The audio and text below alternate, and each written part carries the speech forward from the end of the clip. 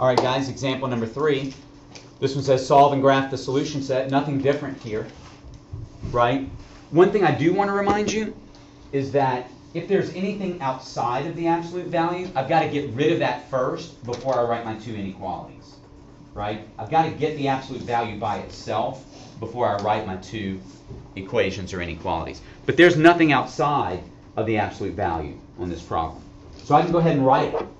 And I'm going to say that 6 minus the quantity 2y minus 3 is less than or equal to 9.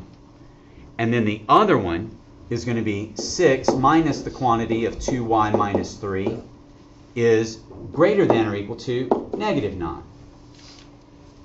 Okay, let's solve these two things and see what we get for x. All right, for this first one, I need to distribute that negative and get rid of the parentheses. So I'm going to get 6 minus 2y plus 3. Right, the sign's changed. Less than or equal to 9. I need to combine the 6 and the 3. And so I'm going to get negative 2y plus 9 is less than or equal to 9. I'm going to subtract 9 from both sides.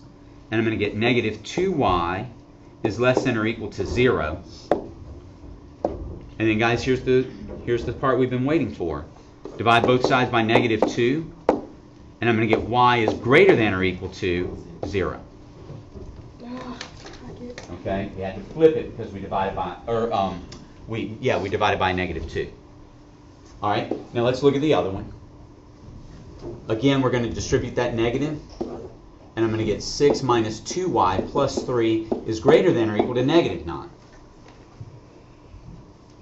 I'm going to combine the constants, 6 and 3, and I'm going to get negative 2y plus 9. Come on, smart board. You've been doing this a lot today. It is grumpy today. Greater than or equal to negative 9. Now I'm going to subtract 9 from both sides. I'm going to get negative 2y is greater than or equal to negative 18. Right? Negative 9 minus 9 is negative 18. Then I'm going to divide by negative 2 on both sides, and that's going to give me y is less than or equal to positive 9. So you see the solution set is bigger than 0 but less than 9, so it's between the two. It's a conjunction. All right? So I need to write this as a compound inequality. Y is between, that is, greater than or equal to 0, and less than or equal to 9. That's my inequality. Then I need to graph it. Okay? Easy enough. My two critical numbers are 0 and 9. I'm going to put a circle around each one. Joe wants me to color it in because it does say equal to. And Jack, since y is between these two numbers, I'm going to shade here. That's why it's called a conjunction. If it were going away, and it could say that, it could say y needs to be less than 0 or greater than 9. That would be a disjunction, and I'd have to write them separately. Okay? But again, since it's between these two, it's a conjunction. All right? Okay, good job, guys. Any questions on that one? Are we good? Let's look at this last one.